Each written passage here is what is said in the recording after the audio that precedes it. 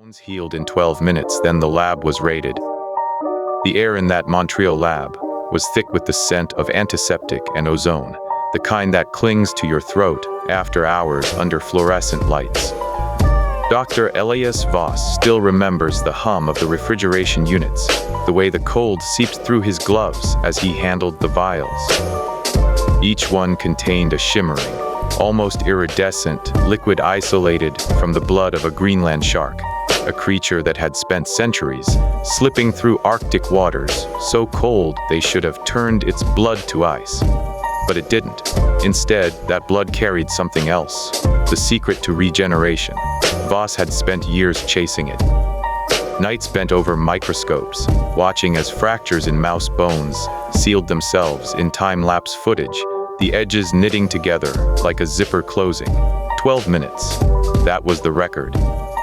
12 minutes from shattered to whole. The X-rays showed it clearly, new bone forming in dense, white waves, as if the body had been given a rewind button.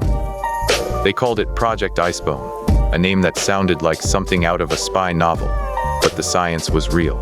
Too real. Then came the human trials.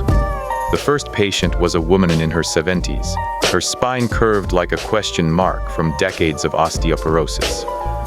She had fractured her hip just stepping off a curb, a crack so loud it made the nurses wince. By the time she arrived at the clinic, her bones were brittle as eggshells, her body a prison of pain. But after the injection, just one, a single dose of that shimmering protein, something changed. It wasn't gradual, it was immediate. By the third day, her scans showed bone density restored by 80%. By the end of the week, she was walking, not hobbling, not shuffling, walking.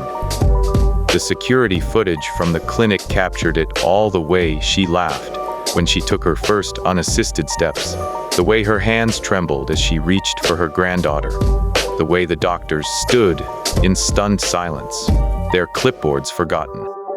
Then there was the man with the spinal injury, a construction worker, his vertebrae crushed in a fall, his legs useless below the waist. He had been told he would never walk again. But after the injection, the paralysis didn't just fade, it vanished. The footage shows him lying on the exam table, his face twisted in disbelief as he wiggled his toes. Then, slowly, he sat up. Then he stood.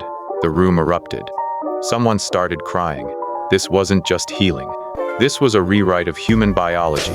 And then, on a Tuesday morning, the world ended. It was still dark when the agents arrived. No knock, no warning, just the sharp rap of gloved knuckles on the lab door. Voss was the first to see them, their unmarked jackets stark against the pre-dawn gray. He remembers the way the lead agent's eyes scanned the room, cold and methodical, as if cataloging every vial, every hard drive, every scrap of paper. They moved like a surgical team, precise and silent. Within minutes, the lab was stripped bare. Every sample, every notebook, every trace of Project Icebone gone.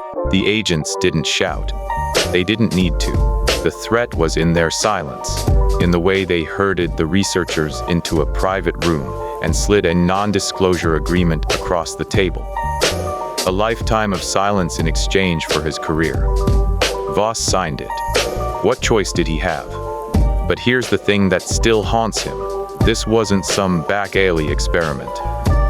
McGill University is one of Canada's most respected research institutions. The trials were peer-reviewed, the data was pristine, the results undeniable. So why shut it down? Why erase something that could have changed millions of lives? The whispers point to money. Osteoporosis treatments are a multi-billion-dollar industry. Drugs like bisphosphonates, which slow bone loss but don't reverse it, generate fortunes for pharmaceutical companies. If a single injection could cure what those drugs only managed, what happens to the profits? What happens to the entire medical industrial complex built around managing chronic conditions, not curing them?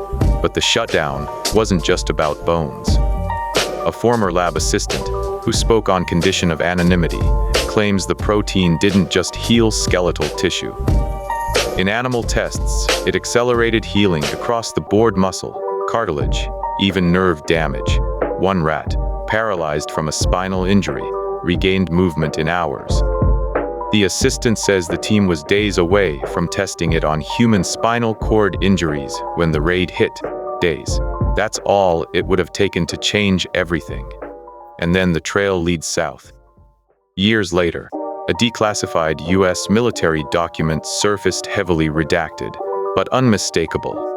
It referenced a project studying rapid battlefield injury recovery.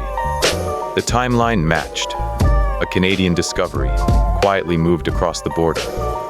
The question is, why? Was it about healing soldiers faster, getting them back into the fight, or was there something else? Some researchers speculate the protein's effects on nerve regeneration could have implications far beyond broken bones, traumatic brain injuries, Parkinson's, Alzheimer's. If a single injection could rewire damaged neurons, the implications aren't just medical, they're strategic. A nation with that kind of technology wouldn't just have healthier soldiers. It would have an advantage no enemy could match. But here's the part that gnaws at Voss the most. He still works at McGill. He still walks past the empty lab where Project Icebone once ran, its doors now locked, its windows dark. If you ask him about it, he'll smile politely, his eyes flickering with something unreadable. "I'm not at liberty to discuss that," he'll say. And that's it. No elaboration. No hint of the storm raging behind his silence. Yet, in 2022, a small study from a university in Sweden quietly replicated part of the research. They used a similar protein, isolated from a different Arctic fish, and found the same rapid bone regeneration in mice. No raids this time. No headlines.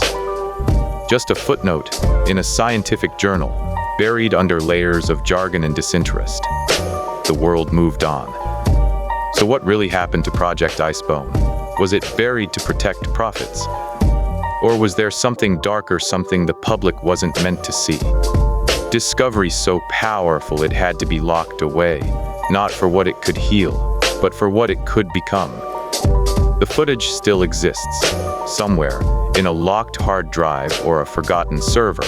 There's video of bones healing in minutes, of patients who should have been bedridden, walking again, of a discovery that could have rewritten the rules of medicine, of aging, of life itself. But the lab is empty now. The samples are gone. The only proof left is the silence. Search Project Icebone Declassified. You find anything, comment below.